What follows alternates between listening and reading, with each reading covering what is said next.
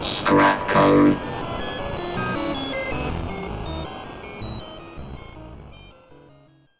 Hi, I'm Adi from Scrapcode Modular, and in this video we're going to go through the rig that was used to make this track. First of all, we'll have a look at the kit, then we'll talk about the drums, the bass, the chords, and the lead synth. So, kit-wise, we've got a couple of effects processors at the top from Lexicon. We've got a stereo ping-pong delay and a big plate reverb, which are both set up as send and return effects from our rack mixer just here. All the ins and outs from that rack mixer are accessed by this patch bay down at the bottom, and then we've got 6 U's worth of Eurorack in between. We'll go into a bit more detail about the modules in there and what they're doing when we get onto the bass and chord sounds, which were primarily made using those synths. We've then got our Arturia MiniBrute 2S down at the bottom, which has been playing our lead synth parts and dealing with some of the sequencing. And then the DrumBrute Impact over here, which has given us all our drum sounds and also acted as a master clock for the rig.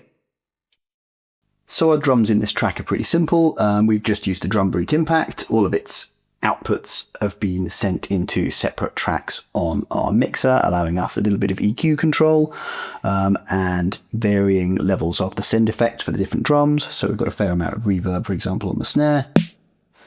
And our hi-hats have got a bit of a ping-pong delay going on. The sounds are all pretty simple, nothing particularly crazy going on. Love that cowbell. And the FM drum for effect every now and again.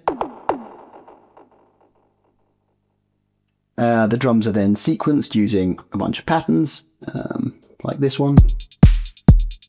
They're mostly 4-bar patterns.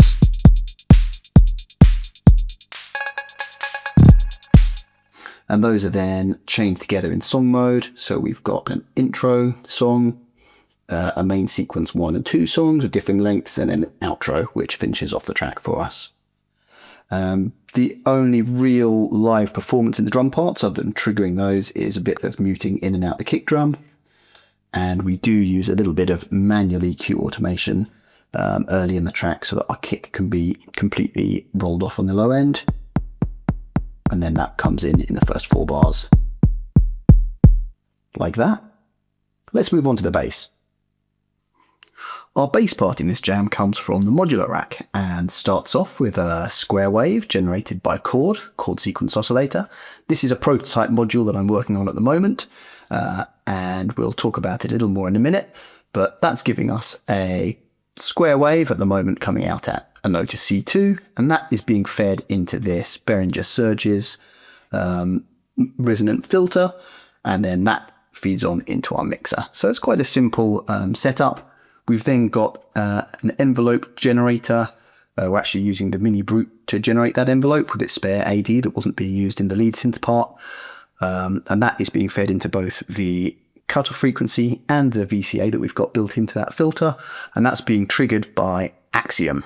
Now, at the moment, there aren't any notes in lane 1 of the AXIOM Euclidean sequencer, which is what's fed into our AD trigger on the MiniBrute, and that's because I've told AXIOM to start off with no notes in there, but we can easily turn up the number of notes by twisting this hits control, or in this case I've actually used an external sequencer to allow us to toggle between no hits or 4 hits to give us that offbeat 4 to the floor style bass pattern. So this 182 sequencer down here is just in steps mode with 2 steps. The first step has no bass notes. If we press the big red button, we'll see that those 4 notes now appear in AXIOM, and we can easily use that red button to turn on or off our bass part. Easy peasy. If I just press play and demo that, you can see the sequencers running, but we don't have any notes until we press the button, and there we go. Now at the moment, we're just hearing the same note, a C2. But Chord also allows us to play chord sequences as well as output 4 notes. And we'll look at the other 3 notes when we move on to the chord parts of this jam. If I select one of those chords as the next chord to be played and press our play next button, you can see that we can cycle through different chords. And if we just play that again, and turn on the bass part, you can see that chords automatically moving through the chord sequence. We're only listening to one note of the chord at the moment. We're using that low note as our bass part. And that's being sequenced by the output of the DrumBrute Impact's clock outputs, which are actually being clock divided by this Erica Synths MIDI to clock module. We're just using it as a clock divider today. And that's scrolling through our chord sequence. If we want to jump back to that static note, we can just press the button at the top. And now the next note will always just be the live chord, we've called that, which is the chord that we can manually change in real time. Let's jump back to the chord sequence.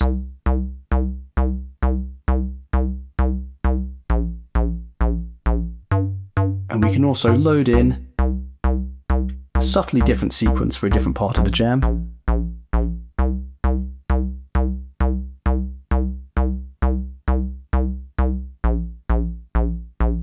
And go back to our original chord sequence. There are a couple of user interface bugs here. This module isn't quite finished yet.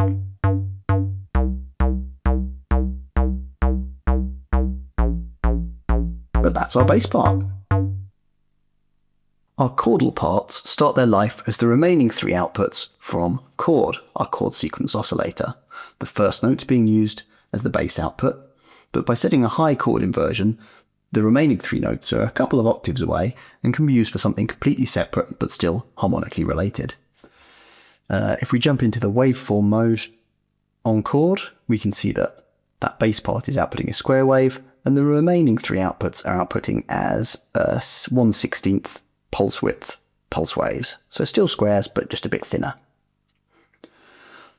Those three notes are then making their way into this Doepfer quad voltage controlled filter.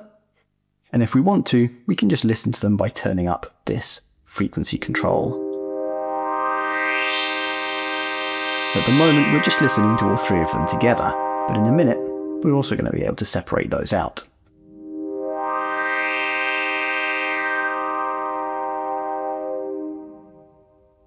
As well as that shared frequency control, we've also got individual frequency modulation inputs for each of the three notes that we've got going in. Those are being triggered by AXIOM. The remaining three lanes of AXIOM here have got a static pattern, which these triggers are feeding into WONK, quad envelope generator, which are giving us some simple attack release envelopes. And if we turn up that frequency modulation control, we can now hear that rhythm. We can use this frequency modulation control by itself or at the same time as the master frequency to give us a mix of pads and bleeps and bloops.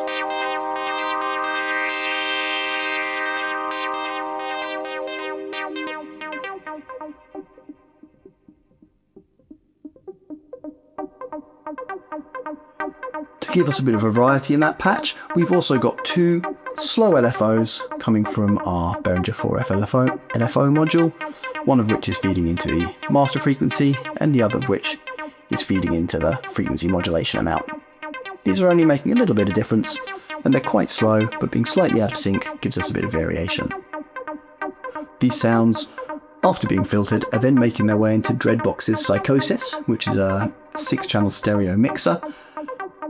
It has a quite nice stereo spread with a slow LFO that we've got on it, which should move those sounds from left to right throughout the stereo field before feeding into its inbuilt reverb, once again giving us a bit more variation and filling up the stereo image, kind of giving us a bit more space around the quite static drums and bass that we've got going on. We've got one more LFO, which is also slow, but this one is being fed into the WONK parameter on our envelope generator module. That WONK parameter changes the length of each of these envelopes in relationship to one another. So if I turn it up, you can hear the high note getting longer, and if I turn it down,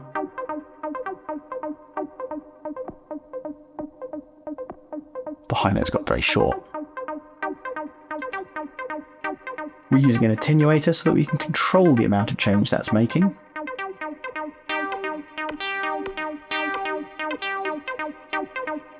And once again, that just gives us some movement in what would otherwise be a rather static and potentially quite boring pattern. Let's move on to the lead synth now.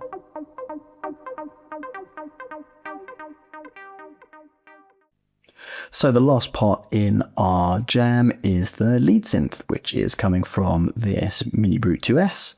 It's taking MIDI sync from the DrumBrute. So if we press play over there, we can hear that sequence running. We've got two different sequences that we're using during this song. The first one is this one. And the second one's a more kind of acidy, slides and accents kind of riff. The first one, they're both pretty simple subtractive patches, but the first one is making use of a triangle wave through a wave folder, and with different velocities on each of those steps, controlling the amount of wave folding, which makes some of those notes jump out and others sit back in the riff.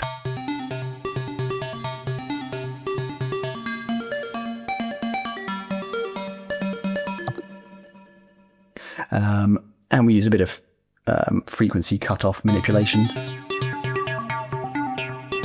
But other than that, the first half of the track doesn't have much of a particular note going on in that lead part.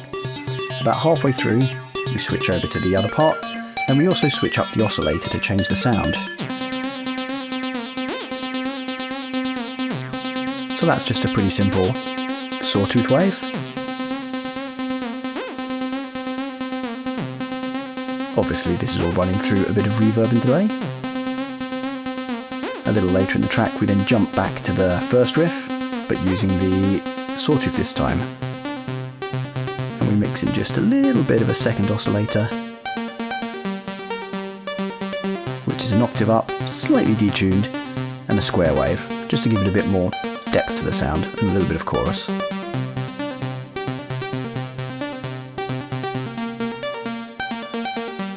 During the outro section of the track, where we lose the harmony, we just reduce the length of the sequence, so it's only 1 bar long and doesn't change chord. We can then filter it into nothingness as the song finishes.